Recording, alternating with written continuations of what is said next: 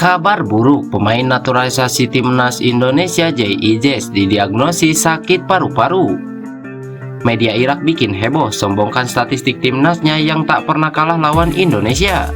Namun sebelum kita bahas videonya, alangkah baiknya jika kalian subscribe dulu channel ini agar kalian gak ketinggalan informasi menarik seputar timnas Indonesia setiap harinya. Jika sudah subscribe, simak video selengkapnya sebagai berikut. Kabar buruk, pemain naturalisasi timnas Indonesia JIJ didiagnosa sakit paru-paru. Calon pemain naturalisasi timnas Indonesia JIJ didiagnosis memiliki penyakit paru-paru. Kabar tersebut dibagikan klub resmi JIJ, Venezia, dalam situs resmi mereka.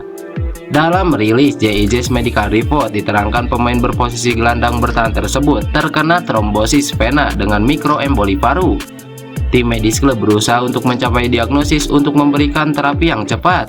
JIJ sempat dibawa ke rumah sakit dan dirawat beberapa hari. Kabar terbaru, JIJ saat ini sudah keluar dari rumah sakit dengan kondisi fisik yang baik. JIJ akan segera kembali berlatih bersama klub setelah pemeriksaan medis dan kesehatan berikutnya.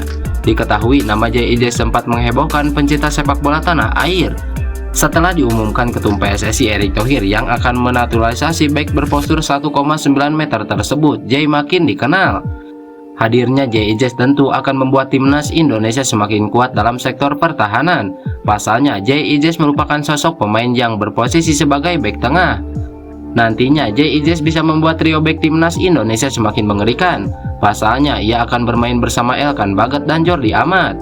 Sejauh ini pelatih timnas Indonesia Sintayong memang seringkali menerapkan 3 bek dalam formasinya. Sebelumnya trio timnas Indonesia dihuni oleh Jordi Amat, Elkan Bagot, dan Rizky Ridho.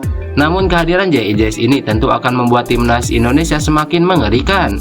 Dengan memiliki postur tubuh 190 cm, JIJ akan lebih membuat kiper Garuda lebih tenang saat mendapat serangan dari bola-bola udara.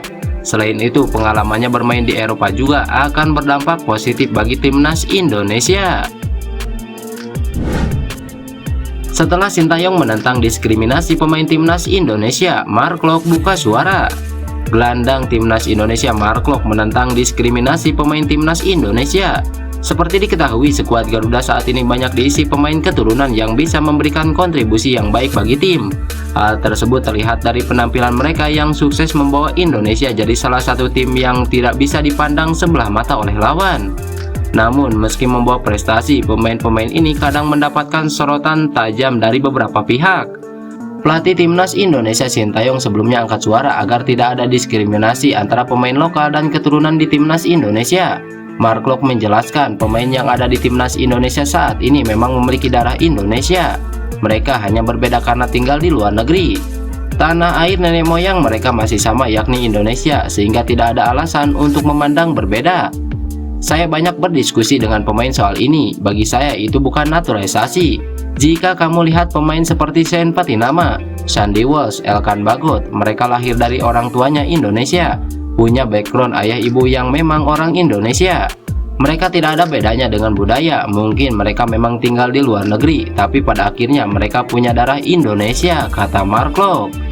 Pemain Persib Bandung ini menegaskan bahwa semua yang membela skuad Garuda memiliki tujuan sama, yakni membawa sepak bola Indonesia jadi lebih baik. Termasuk mereka yang akhirnya memutuskan untuk berkarir di luar negeri. Semua sama, yakni menyandang status sebagai orang Indonesia. Klok menambahkan bahwa saat berada di timnas mereka bisa membaur dan beradaptasi dengan baik. Di dalam tim juga mereka bisa diterima dengan baik dan tidak ada konflik. Harusnya sikap yang sama juga terjadi di mata masyarakat Indonesia.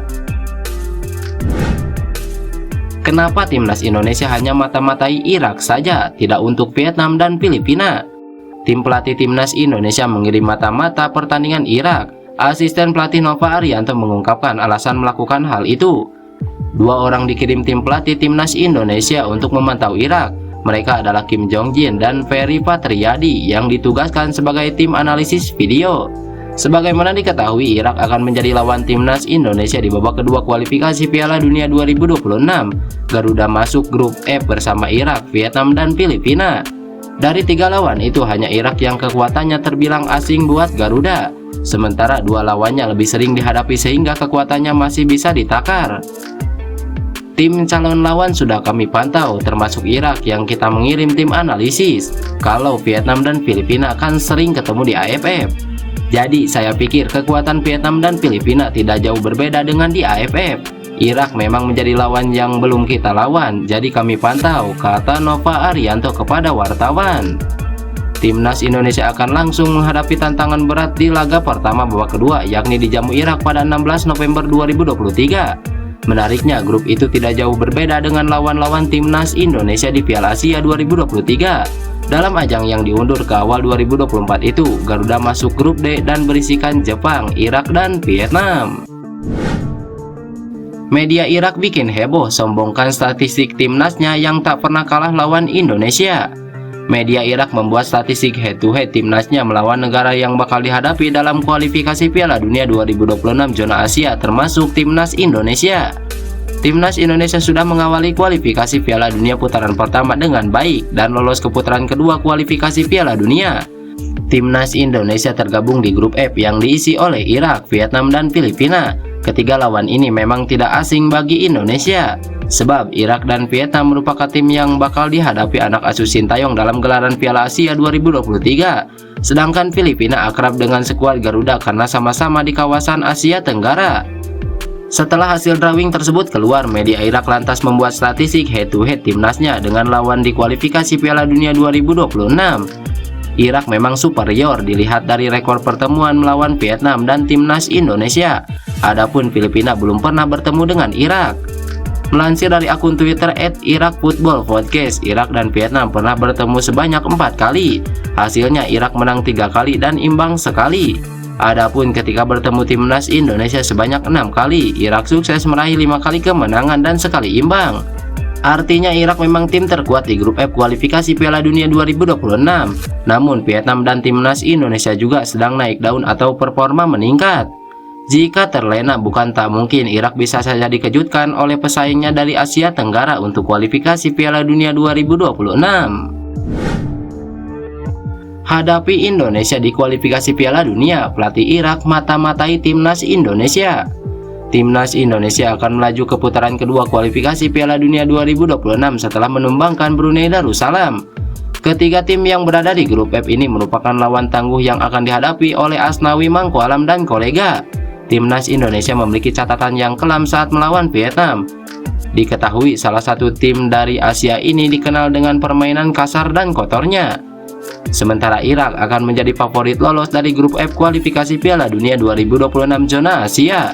Bergabung di grup F, pelatih timnas Irak Jesus Casas menilai laga di babak kualifikasi Piala Dunia 2026 nanti sangat penting.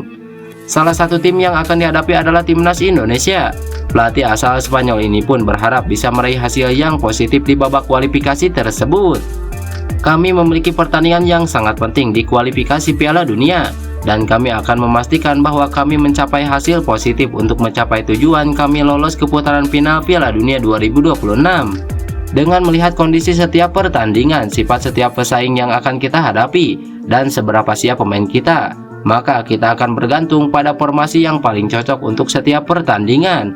Kami akan coba analisis tim lawan, ujar Jesus Casas. Pemandu bakat Eropa kepincut striker muda timnas Indonesia yang tampil gemilang.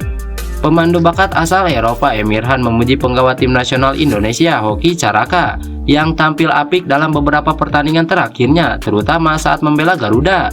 Menurut Emirhan, striker muda tersebut memiliki kualitas yang luar biasa dan gaya bermain yang cocok untuk taktik serangan balik. Emirhan mengatakan Hoki unggul saat menguasai bola dan mampu membawa permainan mengalir. Dalam urusan mencetak gol, Hoki juga diunggulkan karena mampu memberikan tembakan tepat sasaran dan mencari ruang kosong. Lebih lanjut, Emirhan juga mengatakan Hoki mampu menerima umpan panjang yang dikirim rekannya dengan baik. Akun pemandu bakat itu bahkan menyebut Hoki Caraka mempunyai karakteristik yang serupa dengan striker Paris Saint-Germain Randal Kolomouni. Ketika Hoki Caraka bergerak maju, ia adalah kekuatan yang harus diperhitungkan, yang benar-benar unggul dalam bermain serangan balik dan berlari dari bahu jalan. Bentuk tubuhnya, daya ledaknya, dan keterus-terangannya tidak berbeda dengan bintang PSG Randal Kolomouni, tulis Emirhan. Hoki sendiri memang baru saja debut untuk timnas Indonesia senior. Dalam 2 pertandingan pertamanya, Hoki mampu mencatatkan sepasang gol ke gawang Brunei Darussalam di kualifikasi Piala Dunia.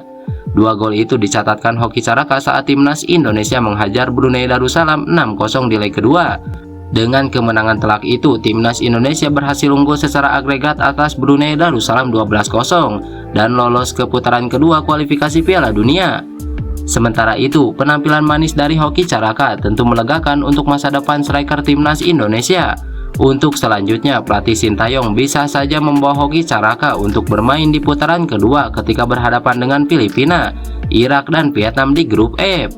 Lantas bagaimana menurut kalian? Tulis pendapat kalian di kolom komentar.